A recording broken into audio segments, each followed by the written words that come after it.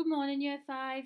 Today is Wednesday, the 13th of January 2021, and our target today is I can explore shades of meaning to write a comparison of how the shopkeeper is portrayed in chapter 1. And if you remember back to yesterday's lesson, this is what we started looking at then. So let's have a little recap.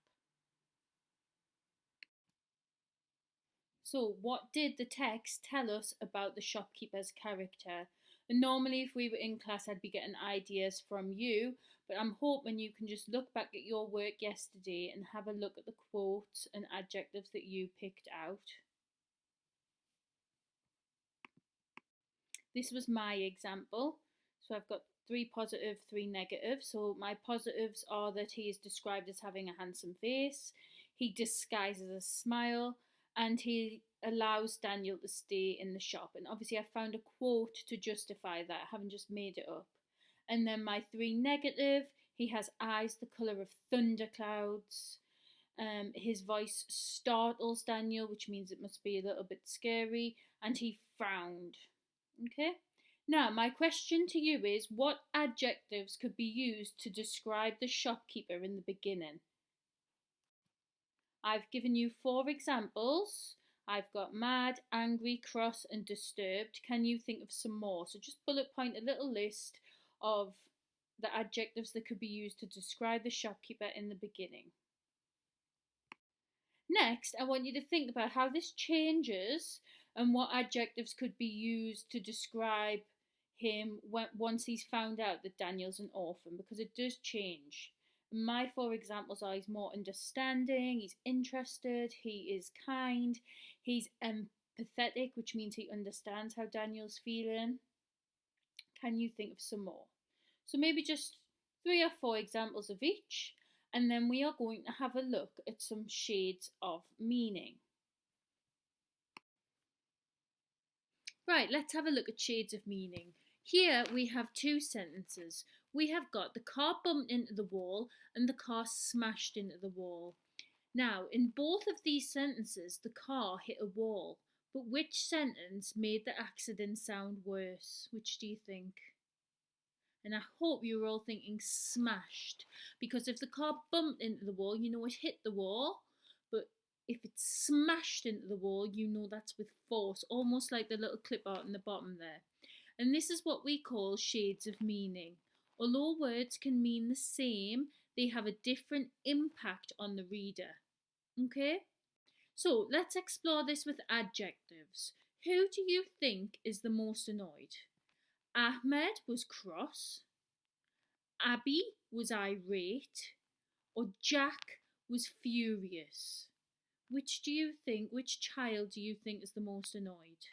Because although all of these adjectives mean that someone is annoyed, each choice changes how annoyed the person seems. So if Ahmed was cross, we know he's not happy. But if Jack was furious, we know he's really, really not happy at all. Can you see, Year 5, how adjectives, even though they mean the same, it's almost like a scale? Yeah? So, we are going to be using this to describe the shopkeeper. So we're not using words like kind and nice. We can use synonyms that have a greater impact on who is reading our work. So this is a scale, and we need to add different adjectives to fit and give the right degree of meaning. So it goes from good, brilliant, excellent. Which words could we add in between? Well, I think in that first pink box, we could add super or great. And I think in the last box, we could add phenomenal or terrific. Yeah? Can you see how the scale goes up from good? I'm feeling good. I'm feeling great. I'm feeling brilliant. I'm feeling excellent. Oh, that is phenomenal. And I'm sure you've had that before. If a teacher says your work's okay, you know that's not as good as if the teacher says, my goodness, your work is terrific. Okay? Let's have a look at another one.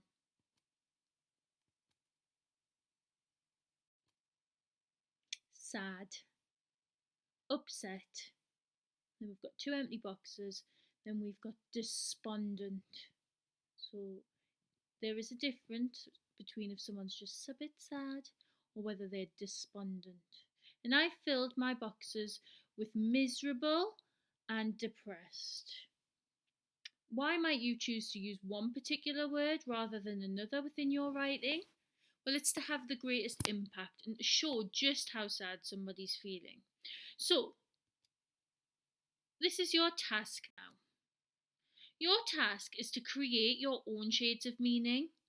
At the beginning, the shopkeeper is mad, and you are going to create a scale with shades of meaning, just showing from mad how mad you could get. After Daniel explains that he is being chased, the shopkeeper is portrayed as being nice. Can we do a scale of meaning for nice? And in your packs, you've actually got a worksheet with these scales on that you can just write on. So have a look. Pause the video here, do that little task, and then come back to me. I hope you got on okay with the shades of meaning task. We are now going to use everything we've learned to write a comparative piece of writing on how the shopkeeper is portrayed. And we are going to use the P way of structure in our writing. So we are going to make a point. We are then going to give evidence from the text, which we've already got in our tables, and then we are going to explain what we mean.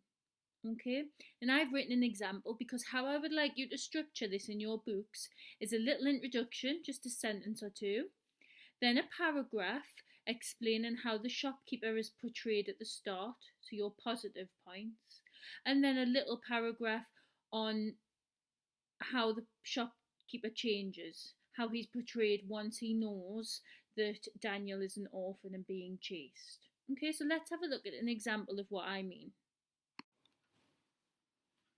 Right, year 5, this is my example. Now, it is a short one. You might want to include a couple of more points than mine, but give it a go. I've structured it just as I've just said. It's got a little introduction, which is this. The reader is first introduced to the shopkeeper as Daniel runs into the Nowhere Emporium to escape Spud Harper and his gang. And you can see I've kept that short and brief, okay? And my next two paragraphs, the first one is going to be saying how the shopkeeper was at the beginning, and the next paragraph is saying how the shopkeeper was once he found out that Daniel was being chased and was an orphan. And my colour coded system is pink are my points, green is my evidence from the text, and blue are my explanations. Okay? The shopkeeper is irate at being disturbed. And notice I've used irate, not just cross. The shopkeeper is irate at being disturbed. I know this because he is described as having eyes the colour of thunderstorms, and he startles Daniel with his voice, which means he must be shouting or have a stern tone. However, as the chapter goes on, a softer side of the shopkeeper is shown. The handsome shopkeeper discovers that Daniel is an orphan, which reminds him of himself. He is then described as disguising a smile, showing he isn't as scary as he first seemed. Furthermore, he allows Daniel to stay in the shop until you are sure Spud and his gang are gone.